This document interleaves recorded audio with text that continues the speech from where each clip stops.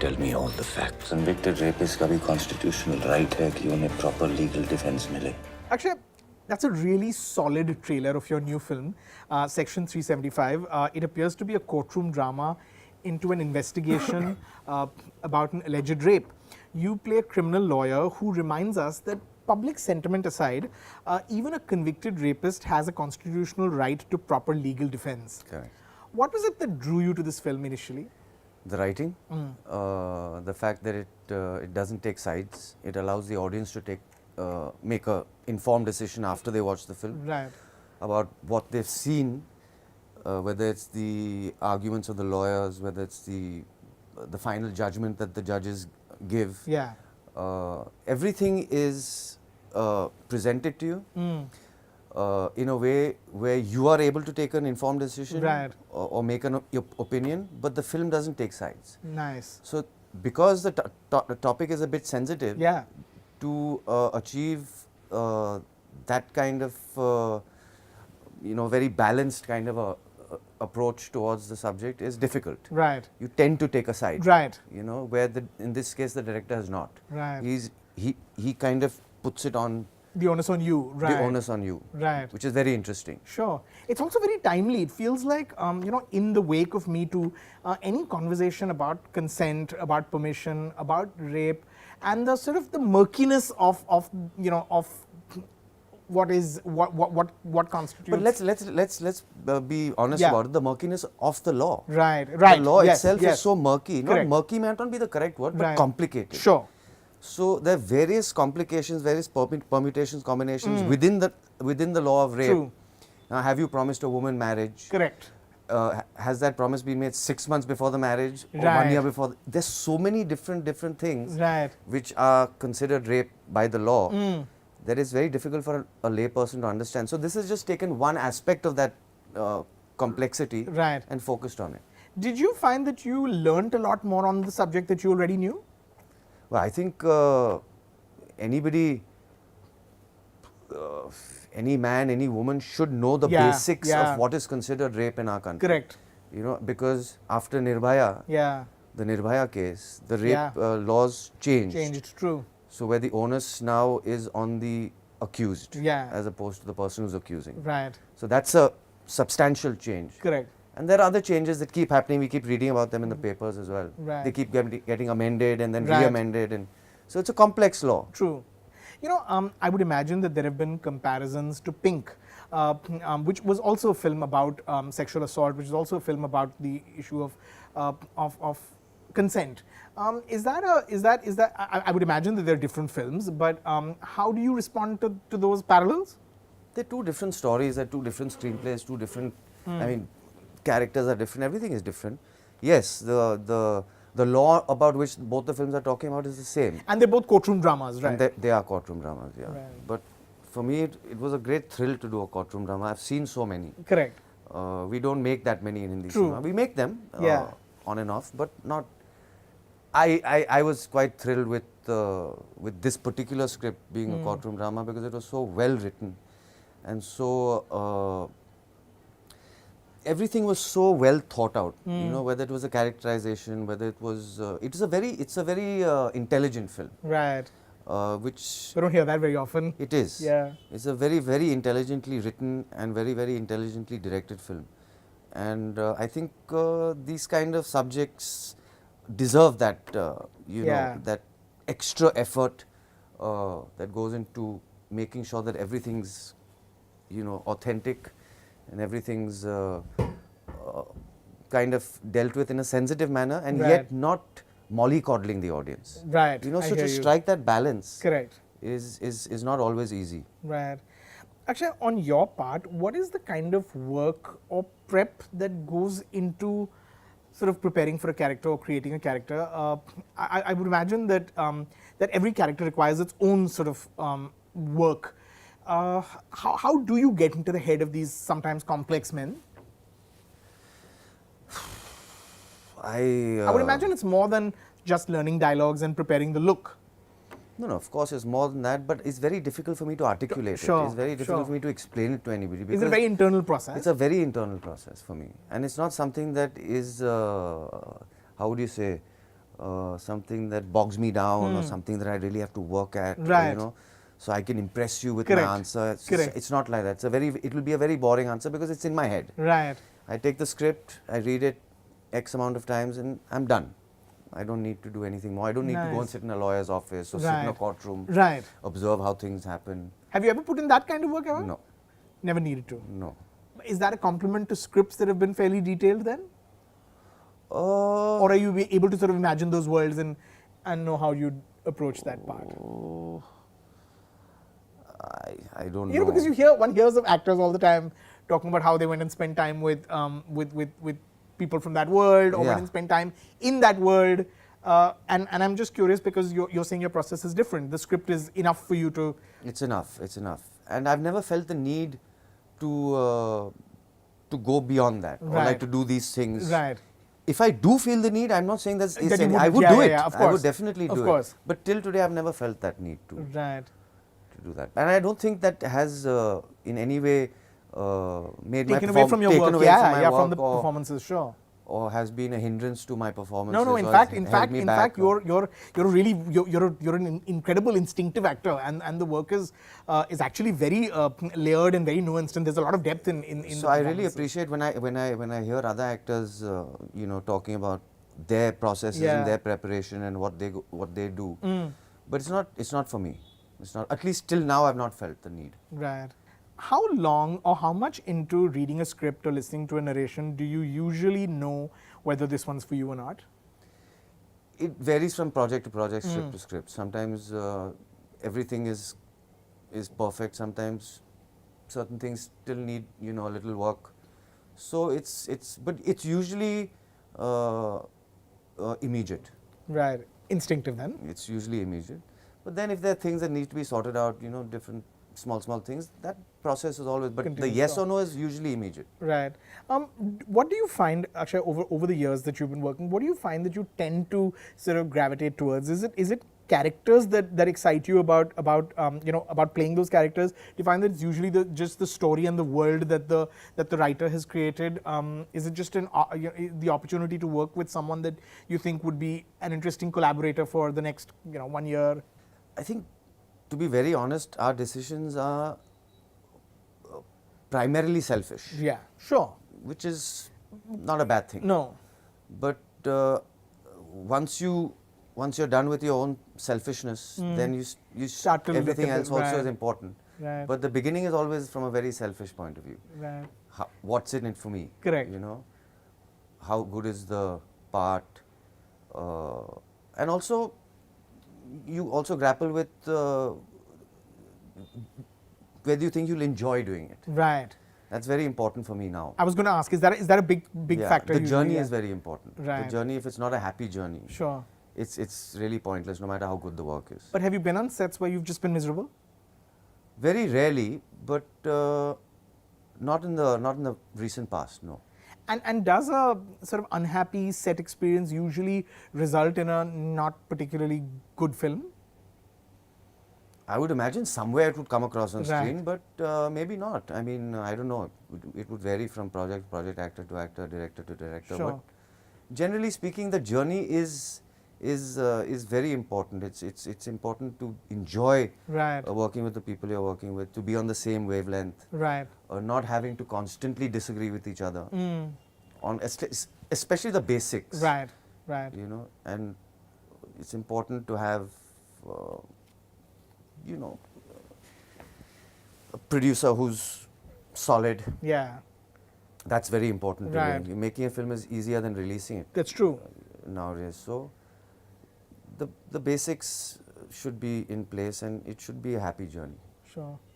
You know, I read this interview of yours earlier this week in which you said something very interesting. You said that you came across a song from Border recently, Yeah. a song that you and Pooja Bhatt did, Yeah. and it sort of took you back to Yeah, it did. shooting that film and Yeah. remember, working with Pooja Bhatt Yeah. and how you all used to stay up and chat till Yeah. the wee hours of the morning in Himachal. Do you find that happens often? Now, you've been working for 22 years now. Do you come across some of the work that you've done, and you've also made some lovely films? Whether it's Dil Chahta Hai, whether it's Taal, even the films that you made with with Anis Bazmi and Abbas Mastan mostly. Yeah. Do you find that happens often, that you sort of get nostalgic about the work and about the times, actually, about really the experiences of making those films? Not very often, no. And somehow in today's world, nostalgia has really Very lost its place, that's place. true, It's right. lost its place. It's such a beautiful emotion or It is, feeling yeah. or whatever you call it. But nostalgia today, I mean, even if you talk about it, Correct. it comes across as boring. Even to me, when I watch other people's interviews and they become nostalgic about things and you start Right. reminiscing about the past, I somehow lose interest. So it's not for today's generation, I think. But do you feel it within yourself? Perhaps you're not. Oh, maybe off and on, but not regularly. no. Right, right. You know, I remember the last time we met, which was I think 2 years ago, right after Ittifaq had come out, which again you were so good in. I remember asking you whether you had any regrets, perhaps because at the time you weren't working as frequently. You're making 3 films this year, which is the most I think you have in a few years, and hopefully that record will continue. Hopefully, you're not going to step off you're not going to take your foot off the pedal. But I remember you saying something quite lovely. You said that I asked you if you had any regrets about not working enough, and you said that when you're so fortunate, when one is so fortunate to be able to do what one loves and have the life and the career that one has had, it feels very ungrateful to talk about regrets and what one doesn't have, or what one is that how you still feel? Is that what sort of drives you, the fact that there are no regrets and the way you look at life? No, Because I don't think all actors feel. I'm not saying there are no regrets. Right. But then to complain. To complain Yeah. is to my mind not correct. Right. Not correct. I mean, you don't have to go far. You just have to go outside on the street to see what miserable lives people lead. True. A majority of them, a lot of them, Right. thousands, millions of them. It's very stupid to complain. Right. But if one's talking about one's career, Yeah. even then, I would definitely stick by what I said. And I mean, even a film like Section 375, Yeah. it's not many people get these opportunities. True. They're not available to the Yeah. bulk of people who would want to be there. Correct. You know, so we're very fortunate. We should constantly remind ourselves of that. That's my Right. only argument. That's a lovely thought, actually. Yeah, yeah. Actually, you know, I would imagine, you know, you were born into a film family. Your father was a very successful actor, very popular actor. I would imagine that you hear and you're aware of the conversations that take place. And there's a huge conversation around nepotism. It's a word that's stuck, and you know, the conversation around that outsiders don't get as many opportunities. Where do you sort of weigh in? It also feels like an unfair, you know, depending on which way one looks at it, it sometimes feels like an unfair accusation, because you shouldn't tell a producer who he can and can't cast, and if he wants to cast an actor's kid, then that's his choice, because he's the producer and he's deciding. And it feels like, if you look at it from the other perspective, it does feel like there are a lot of talented people that Okay, perhaps. let me stop you there. Yeah, yeah. You don't need to go on. Okay. I got the point. There's someone asked me a question, and one is always constantly asked the question, ki, how is the film, you've been working for so long, Correct. how has the film industry changed? Right. And I said, honestly, if one looks at it truthfully, Yeah. the film industry only adapts to how the audience changes. True. True. Absolutely true. So if at all anything has changed, the audience changes Right. first, then the Correct. film industry follows. Right. It's very similar to politics. If the majority of the The population, people, right. population are moving in a certain direction, politics will follow that. Right. Right? It's very similar with films. If the audience's tastes are changing, or if they, like for example, Kabir Singh. Right. The numbers that the audience have given Kabir Singh Correct. is indicative of something that has changed. That's right. Right? A flawed leading man. Yeah. Severely flawed. Severely flawed, sure. But who people have loved. Right. It has not happened before. True. At least with these kind of numbers. Correct. Correct. So fundamentally, that will register with writers, with directors, Right. with producers. And it will reflect in what's being and it made will next. reflect Yeah. in future films. True. So similarly, with nepotism, David Dhawan has not made Varun Dhawan a star. Right. The audiences have made him. Correct. That goes for any of the people Yeah. you would Yeah. associate with nepotism, whether it's Tiger or Right. Arjun Kapoor, or Correct. Ranbir Kapoor, or any of them. Yeah. The industry has not made them stars. True. The audience has made them stars. So nepotism, the question about nepotism Right. should actually be Be posed asked to the very to the people audience who watch those films, yeah, the and turn audience- them into stars, right? Yeah, it's not a question for us at all. Right. I mean, if a producer finds an actor or a face that he feels is promising, or he will work with that person. Correct. But the audience decides whether that person is going to be watched in the future or Right, not. right. So that question is for the audience, it's not for us. Makes complete sense, yeah. Actually, you were in The Accidental Prime Minister, which came out earlier this year. I thought you were wonderful in the film. How do you sort of look back at the experience of making that film? That film got a lot of, I don't know if flack's the right word, it was burdened with the prejudice of being seen as a propaganda film. It served the... But partly that is our fault. Right. Because we, when I say we, I mean the people who own, Right. own the content, decided that a pre-election release would be beneficial for a film of this nature. It proved to be exactly the opposite. Right. It was perceived to be a propaganda film, a film that was siding with one Yeah. political party and opposed to the other, which was not the case at all. And in my opinion, I feel if it had released post the election, that kind of perception of being a propaganda film would have been much more in control. Right. It was completely out of control. And it would have maybe, people would have been more amenable to have given it a chance. Right. Because it was an honest film. And I'll stick with that for as long as I am asked about the film. Sure. And I'm very proud of it because we haven't made an authentic political film using real people, real Right. politicians, real incidences. So in that sense, it was unique. It was a good start. And I think political films should be made Right. in India. Where You know, one of the arguments was that, well, that film could only be made in this government's, during this government's on the tenure. contrary, I feel that the way the Congress party reacted to Accidental, where they absolutely were very Right, categorical they actually that nobody should oppose laid off, it. yeah. Nobody should, there should be no untoward incident, Right. And I have the highest respect for that. Right. So I don't think that it was the case. Times are changing too fast Sure. now. I don't think any political party can afford that kind of, their own censorship on Right, something. It right. just won't go down well. And I really respect the Congress party for not putting up an opposition Right. to something that probably they internally viewed as something that would harm them, which was never the intention. Sure. And when you do watch the film Right. as an audience, you'll realize that I'm right. Okay. Okay.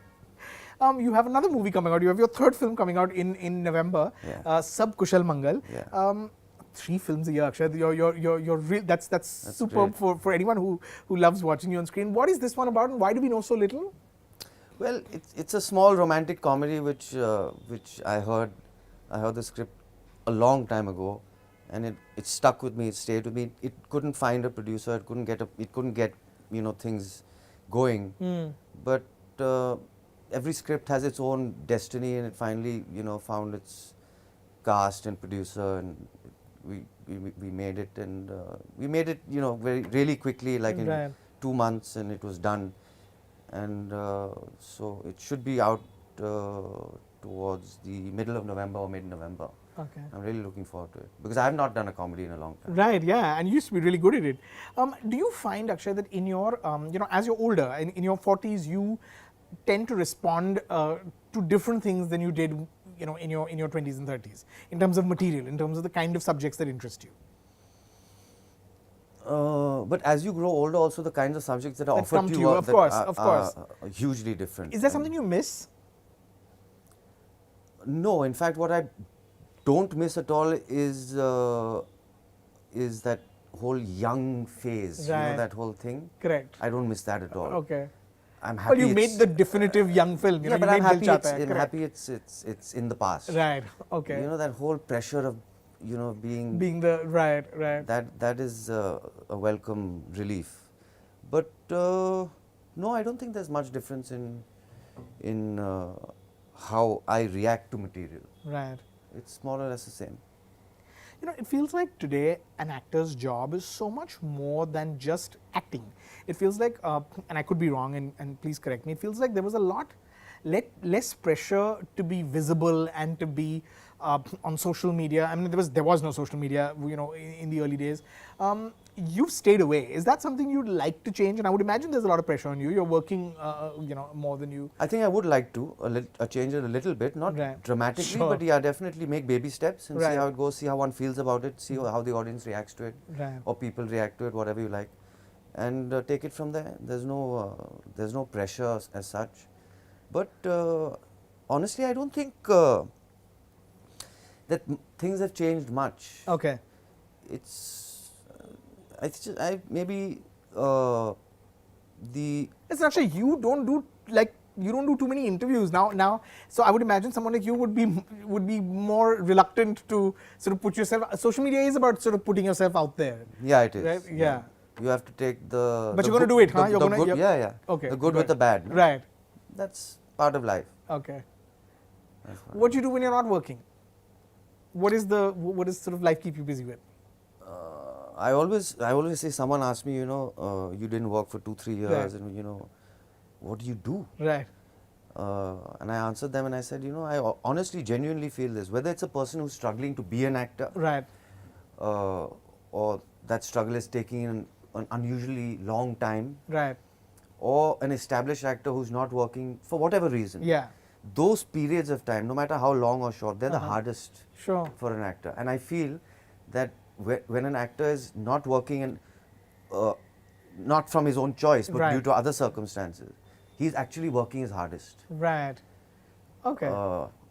It's the toughest time for any creative person to not be able to create. Right. And to sustain yourself through those periods of time, emotionally, mentally, however you like to call it, is probably the toughest time. And if you can go through that, then you're okay. Okay. Then you're okay. Because you've actually said you're happiest when you're working. Happiest. When you're on a set. Happiest. Right. Happiest and at peace. Sure. When you're not working, you're never at peace. Okay. Well, hopefully that means you're not gonna take the foot off the pedal. Hope not. Looking forward to lots more. But Akshay, before we go, when Section 375 comes out, what do you? Because you said you say it's an intelligent film. It's one that doesn't make choices for you. It allows the audience to decide where it stands on this debate. What would be the response that you'd like to hear from an audience that would make you feel like, okay, this film set out to achieve what it did? What is the ideal sort of response to a film like that? Somehow, when one says intelligent film, it somehow doesn't. It's almost like it sounds as though you're trying to make. I don't know how to say it, but it doesn't always go down well. Okay. I don't know if I'm saying. I hear what you. I think I know what you mean. I think it sort of feels like you're burdening it with sort of gravitas and. Or even sometimes it comes across as saying it won't appeal to that many people. Right. But that Almost should not be the case. Sure.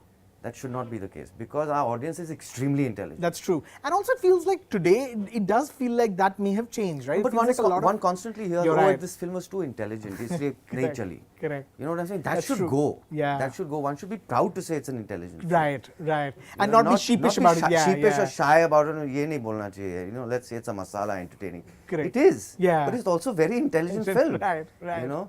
And one must not shy away from that. True. You know what I'm saying? And I just hope that people react to it in that sense. Right. That we really watched a very, very intelligently well-made film about something that, a side of a topic that is less discussed. Has been put out there and in the open, and now people can talk about it. That's actually such an interesting thought, to not be sheepish or not to be shy about being intelligent. Yeah. We are very intelligent people. Correct. Well, looking forward to watching the film. Thank you so much. Thank you.